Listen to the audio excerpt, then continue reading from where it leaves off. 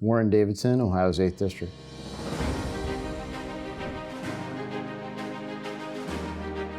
I had enlisted first and then went to West Point.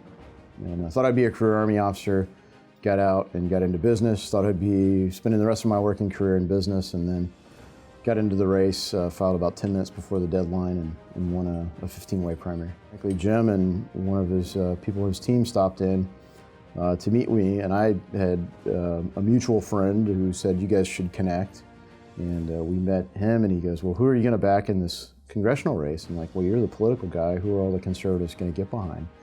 And really, as a joke, he goes, well, it'd be great if there's an Army Ranger business guy in the race.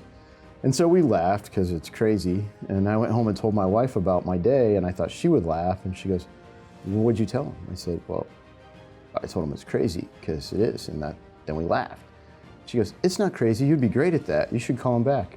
And ultimately, that's how I ended up getting it. Defending freedom. So if you look at civil liberties, one of the areas we've had a lot of traction on is privacy.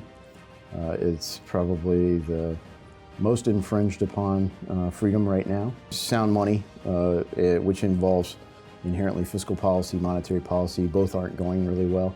You know, working to have some sort of coherent strategy to end these endless wars. If you think about the mission of the Freedom Caucus, to represent the forgotten men and women who feel like Washington, D.C. No longer pays attention to them, doesn't fight for them.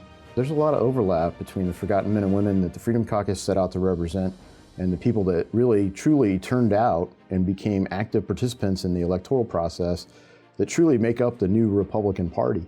And the reality is the Freedom Caucus tends to be more, on balance, more libertarian and less authoritarian. And you look at it in this election cycle, the number of new House Freedom Caucus members we're likely to have, you know, I would go around and say, hey, God never needs a majority, but the House runs on a majority. We need majority, so send reinforcements.